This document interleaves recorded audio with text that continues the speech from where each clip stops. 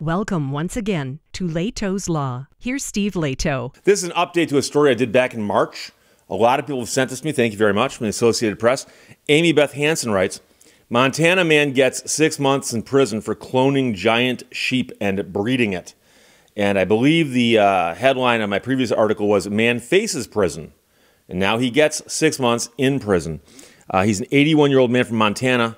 He was sentenced recently to 6 months in federal prison for illegally using tissue and other things from large sheep hunted in Central Asia and the U.S. to create hybrid sheep for captive trophy hunting in Texas and Minnesota. U.S. District Judge said he struggled to come up with a sentence for the man because he was looking at the man's age, he is 81, and lack of a criminal record, with a sentence that would deter anyone else from trying to change the genetic makeup of creatures on the earth. And some people go, wait, who cares? Well, we have a problem with if something like this gets created and then gets out into the wild, will it cause other problems? Oh, it sounds like the plot to a bad science fiction movie. The judge also fined the man $20,000 and ordered him to make a $4,000 payment to the U.S. Fish and Wildlife Foundation. He will then check himself into a Bureau of Prisons medical facility and go from there. The man told the judge, I will have to work the rest of my life to repair everything I've done. Now, his attorney said cloning the giant sheep hunted in Kyrgyzstan in 2013 has ruined his client's life, reputation, and family. I think this has broken him. In seeking a probationary sentence, the attorney argued that the defendant was a hardworking man who has always cared for animals and did something that no one else could have done in cloning the giant sheep, which he was going to name the Montana Mountain King, or MMK. The animal has been confiscated by U.S. Fish and Wildlife. It's being held in an accredited facility until it can be transferred to a zoo. So it will be put on display, apparently, or at least get to live out its life in captivity. An attorney with the U.S. Department of Justice had asked that the defendant be sentenced to prison, saying his illegal breeding operation was widespread, involved other states, and endangered the health of other wildlife. The crime involved forethought, was complex, and involved many illegal acts.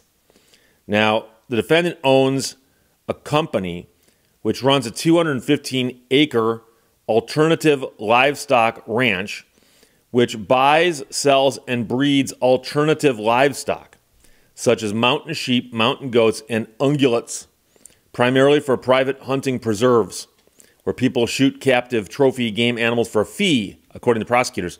He's been in that business since 1987. Some people are to complain and go, wait, Steve, mountain goats, and you said ungulates, and I believe goats are ungulates. Well, you have to understand where the commas are, such as mountain sheep, comma, mountain goats and ungulates. So I think they're saying that mountain goats and other related things that would have the word mountain in front of them. I could be wrong. Oh, it's awfully early in the morning to be talking about ungulates.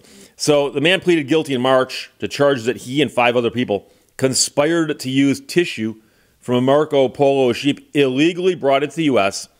to clone the animal and then use the clone and its descendants to create a larger hybrid species of sheep that'd be more valuable for captive hunting operations. Marco Polo sheep are the largest in the world. They can weigh 300 pounds and have curled horns up to 5 feet long. The defendant sold genetic material from MMK along with hybrid sheep to 3 people in Texas, while somebody in Minnesota brought 74 sheep to the man's ranch for them to be worked into the program, so to speak. The defendant sold 1 direct offspring from MMK for $10,000 and other sheep with lesser genetics for smaller amounts, obviously.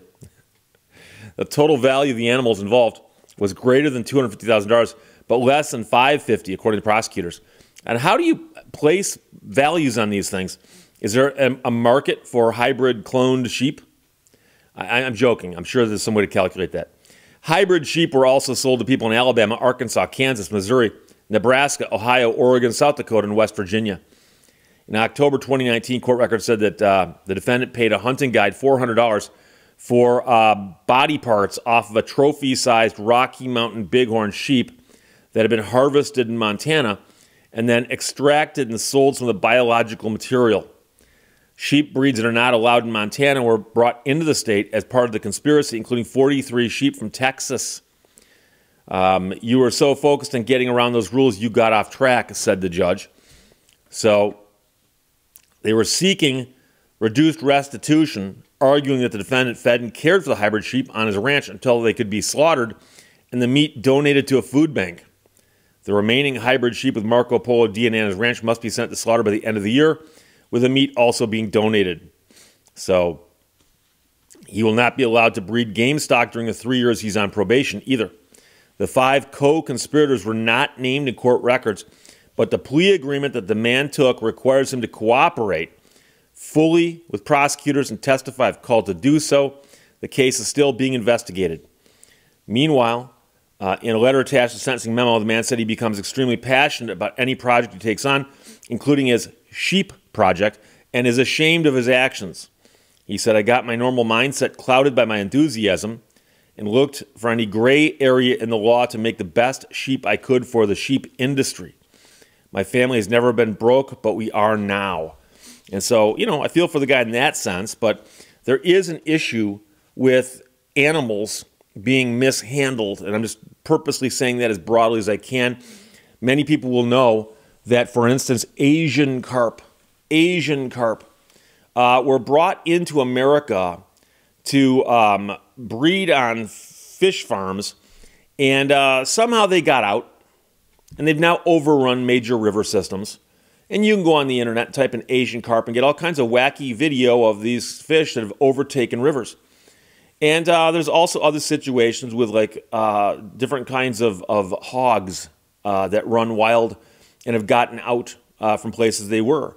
So there are places where there never were wild feral pigs, and they are there now. And the way they got there is somebody brought them into the area, usually for some situation like, hunting, but in an enclosure. And of course, they're wild animals. They can get out of enclosures. And once they're out, they don't come back. And so you can do all kinds of things to cause imbalances in nature. I know there's a lot of people out there who think the federal government has too many regulations on things like this. But I've said it before, I don't write the laws. The laws are there. If you don't like the laws that are there, you can complain to your Congress people and let them know. And there are places, of course, where there's a lot of hunting. It's a big, big business. And so if this is something that actually ought to be allowed, talk to your Congress people and get the laws changed and go there. So here's the thing. The law is on the books right now. And as I said, there could be some very bad unintended consequences if these animals were to get out into the wild. So that's the primary problem. But he's getting 6 months in prison. And it looks like that's largely based on the fact that the man is 81 years old. And he'll be on probation for a little while after that as well. So Amy Beth Hansen wrote that for the Associated Press. That is a follow-up and conclusion to the story I first did, I believe, back in March. Montana man gets 6 months in prison for cloning giant sheep and breeding it. Questions or comments, put them below. Let's talk to you later. Bye-bye.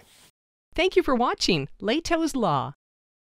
You can never cross the ocean until you have the courage to lose sight of the shore.